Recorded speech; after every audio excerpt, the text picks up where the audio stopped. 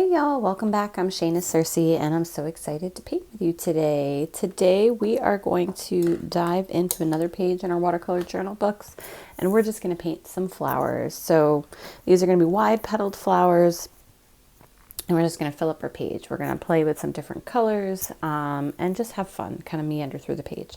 I am using a 6x9 watercolor journal, our sketchbook. This is Bao Hong, 100% cotton, 140-pound cold press.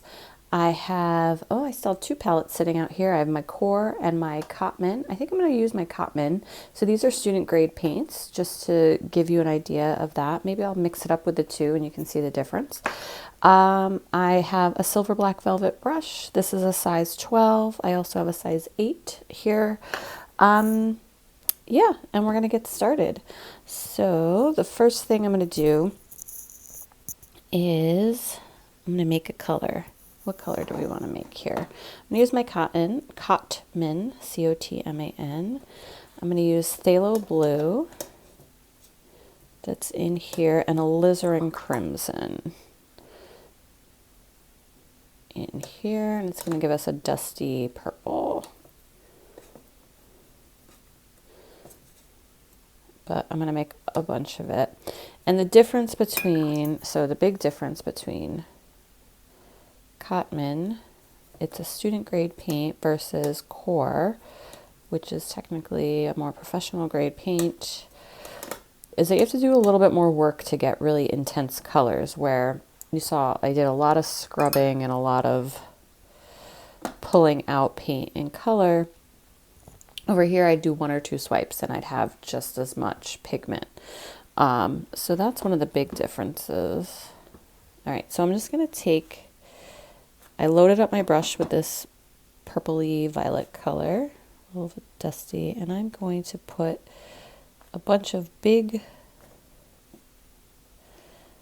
globs, wet, juicy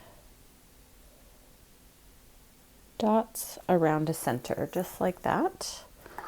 I'll rinse off my brush. So there's like no paint left on it, just water, the damp brush. And now I'm just going to touch my brush to the end of that and create a petal. Touch my brush very gently to the end, and you can make your petals. Let's see, we can do wide, flat, round ones, or you can do more brush-shaped ones or leaf-shaped where they're pointier at the end. I'm not going for any, you might need to turn your page, any specific, very specific flower here, just a wide-shaped petal. Look how pretty that is. We have all these soft, delicate, kind of nuanced bits. If you want to drop in a little more color in the center, you can. And I actually went with the Cadmium on this because I wanted it to be a little more delicate. And the Cadmium colors are more transparent. They're a little more delicate. You have to do more work to get those vibrant colors. So it's actually easier when you're trying to be delicate sometimes. All right, so let's do another one in a different color. Let's do yellow. Let's see what that looks like. Or, let's do, I'm going to do yellow ochre. So I'm just going to turn this way. Get that nice and activated. Soak up a bunch of color in my brush. I'm going to do the same thing. I am going to go back and put some centers in these. Make this one even wider. It's going to have a nice wide center. So I'll go back in and create a center. But you can see it's continuing to wet on wet kind of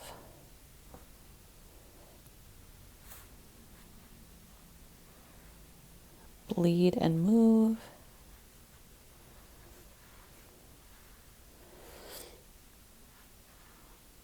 And then I'm not cleaning my brush off. So like when I touch it to the last one, I still have some paint or pigment on it. So if I didn't touch it to the center, you'd still see a little bit, but I do want them to actually pull from the center a bit.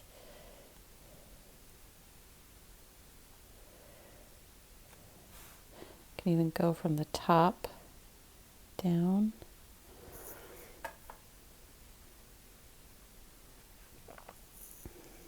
Beautiful.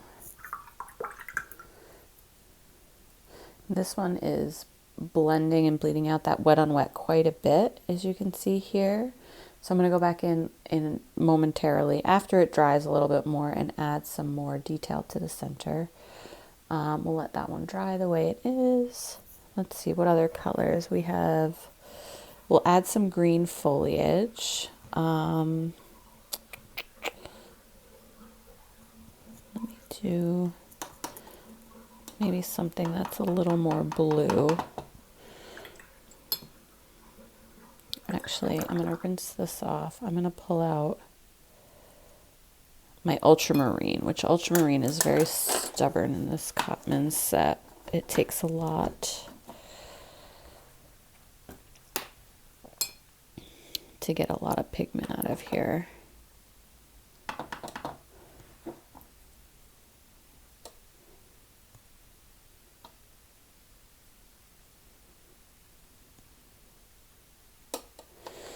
All right, and then I'm going to add to this.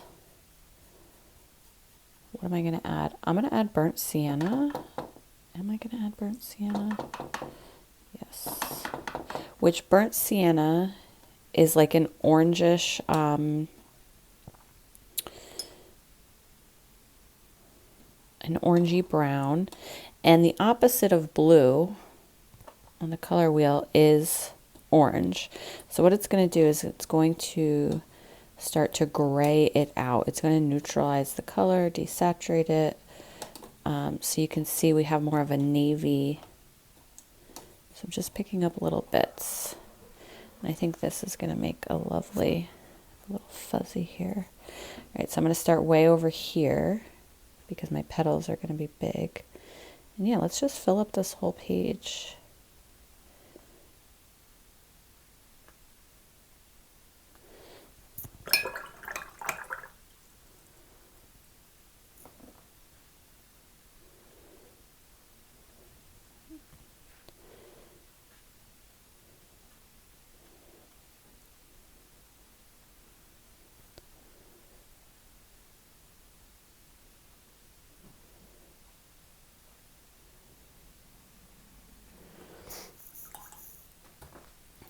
Beautiful, beautiful.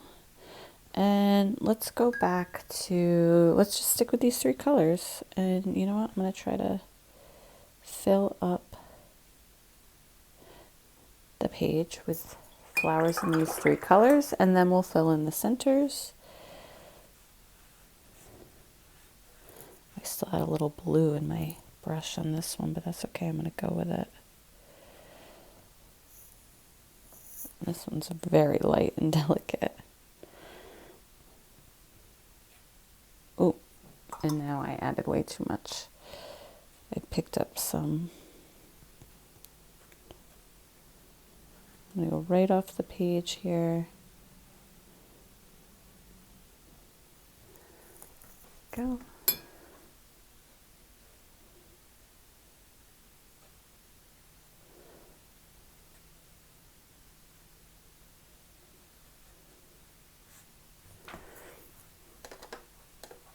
And let's throw in, oh, I've like swapped out my purple for the blue now, so I'm gonna have to, let's put the blue one in.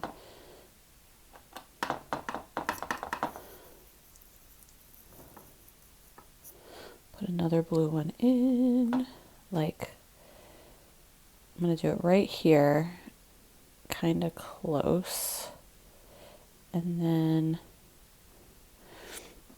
I'll tuck another purple one down there. I should have introduced a fourth color. It's okay. We'll do a blue one up here. And then we'll do a purple one up in this corner. Whoops.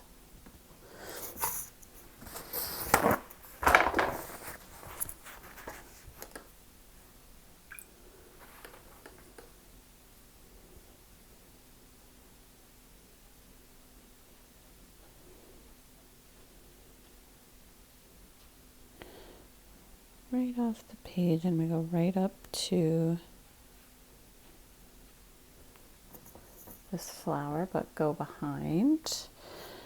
And same down here, so start up here, kind of come right down.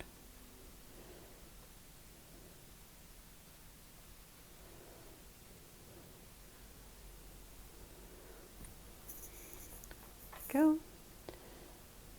And all right, let's make our purple again. So Alizarin Crimson and Phthalo, and I just added it to the other one.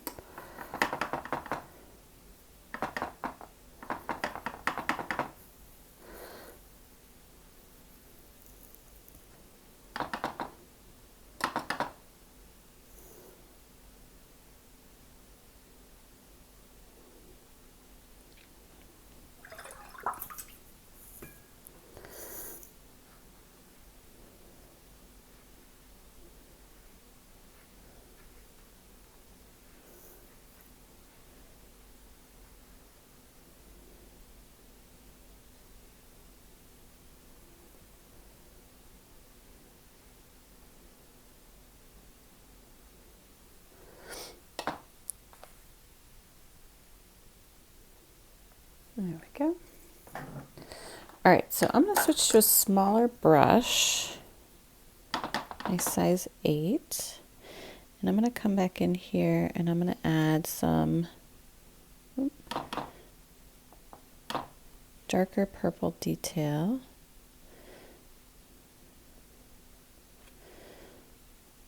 These are still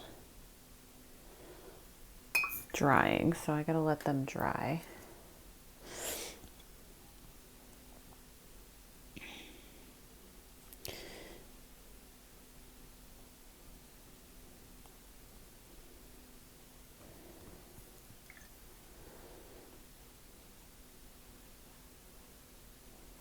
Just adding a few. There we go. All right, so we got to let those others dry. Let's think about centers. Or actually, we can do some greenery around them, and then we can go back into our centers.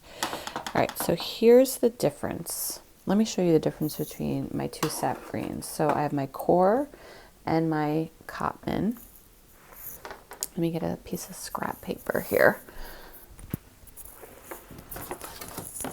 Okay, so here we have some, the back of another painting. So here is my Cadmium sap green.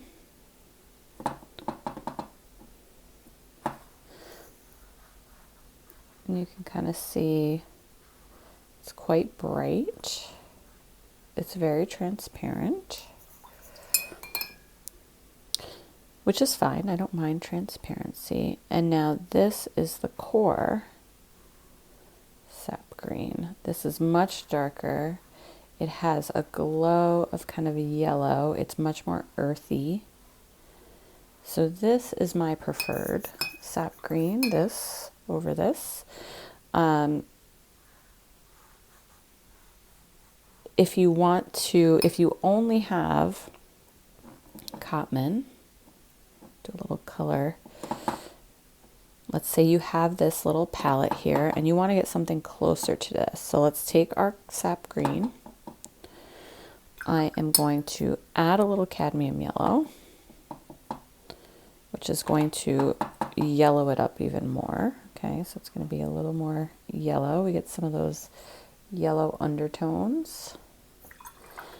And then I'm going to add, you could either do, let's do Alizarin Crimson first. All right, I'm going to add Alizarin Crimson. Went way too far. So let's keep adding some of this green back to it. Okay, let me set this down so I can hold this while I do it. So we'll do Alizarin Crimson and then I'll add Burnt Sienna instead. All right, so now, look at that. We're much closer. It's never going to be perfect because now we're mixing all different kinds of paints and minerals, but we're much closer to this sap green than this. So I did sap green, a little yellow, and alizarin crimson to get here. I'm curious, you didn't know you were getting a color mixing lesson halfway through. I'm curious to compare now. If we start with sap green, here, we're going to scooch that to the back real quick. Sap green, and I'm going to add a little cadmium yellow. This cadmium yellow actually has an opacity to it that's a little higher. It's not as transparent, so it actually creates a little opaqueness in here that I like. And now I'm going to use burnt sienna in here, which is like a reddish orange. So it's got a little yellow, and I'm just adding more sap green and burnt sienna. So let's see kind of that third color. So that's another way to kind of get there. So the burnt sienna already had some of those yellow tones in it. Maybe you didn't have to add yellow. But again, these colors are much more satisfying to me than this sap green, and much closer to my core sap green. And then you can play with things like adding some Payne's gray to it to give it an even darker, like olivey tone. Darker green tone, just making greens. You can add phthalo blue to it. I get these really dark, dusky green colors. And you could have added ultramarine blue. If I add it now, it's going to be overpowered by the phthalo, but give it more of a blue, dusky green color. So look at all those greens you can get. So just because you're stuck with like a single color that isn't quite the version you like, I much prefer just going with the sap green from core, but it doesn't mean I can't get there. So this is the core sap green. These are the other three greens I made with the cotton paint from this green here, by just knowing a little bit of color theory and color mixing. And yeah, so I highly recommend learning and practicing, playing around with your colors, so that way you too can have lots of control over what your colors do. You're not stuck with going out and buying a million different paints just to get that one particular green that you want. You can just make it yourself. Okay, we've spent a lot of time on that. I'm so sorry. If you wanted to skip that part, you can. You can buy as many convenience colors as you want. All right, so now I have to get back to, because we'll stick with cotton.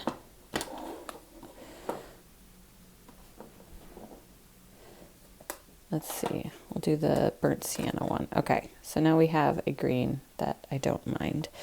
And we can add some greenery.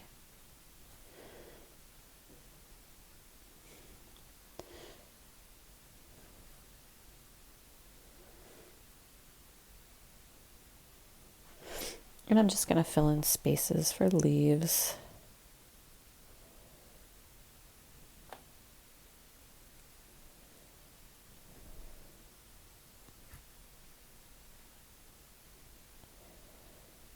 All throughout, all the blank spaces. Put in some stems.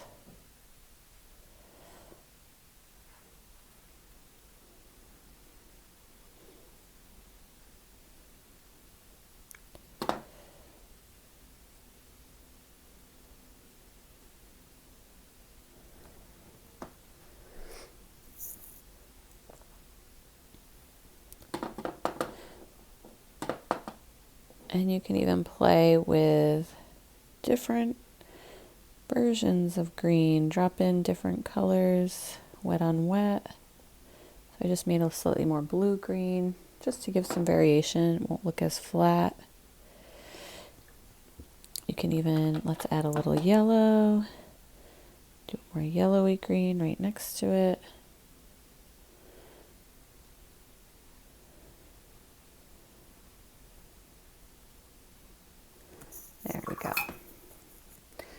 feel like I need some.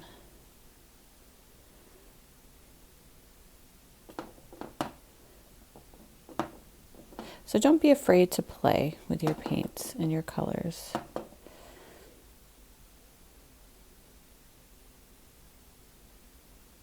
There we go. Okay, so I feel like we have good variation. Let's get those centers in. Now, I've been contemplating, do we do like a gray, black center? Do we do yellow?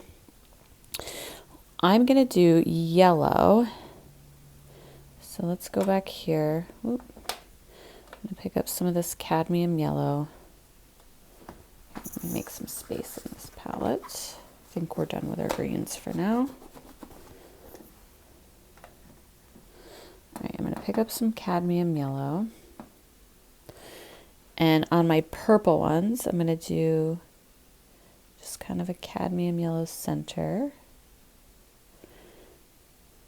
I still have some wet spaces in there, so I'm gonna be careful because I put big globs of paint in there, so it'll take a little while for them to dry, but most of the rest is dry. All right, so yellow centers, and actually maybe I'll do those in the blue ones too, and then I'm gonna do like a grayish center in the yellow ones. And don't worry, we're going to do more with the center. We're not just going to leave it like this. I'm going to come in with some burnt sienna to give them some depth. All right, so I don't have, in my Cadmium, I don't have a gray or a black. So let's make a gray or a black. All right, so the easiest way I usually get gray or black is to make a purple. So let's do Phthalo and Alizarin crimson. We'll make a dark purple. You're basically mixing all of your primary colors. Okay, dark purple, and then we need to add a yellow. I'm gonna add yellow ochre, and that's gonna give us a nice gray color. So just going back and forth, alizarin crimson, purple, yellow ochre. So now we have, sorry for the glare on that. Now we have like a black gray color. And I'm gonna do that in the center of these yellow flowers.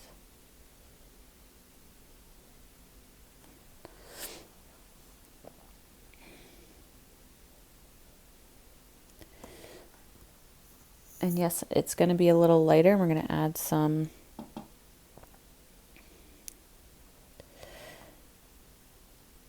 darker color. I'm going to stipple in a little bit. I'm even going to put some extra little dots around the edges. I still have little wet bits. There we go. Now for my yellow centers, we're going to pull out some of that burnt sienna. I'm going to make like an orange. And the yellows are almost dry. They're still a little damp. I'm going to come in with this burnt sienna.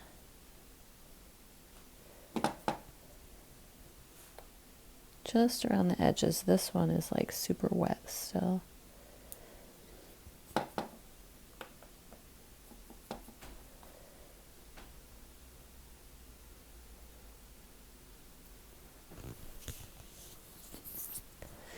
And come in here. Trying to keep my hand off of other wet parts of the painting. Doing my best.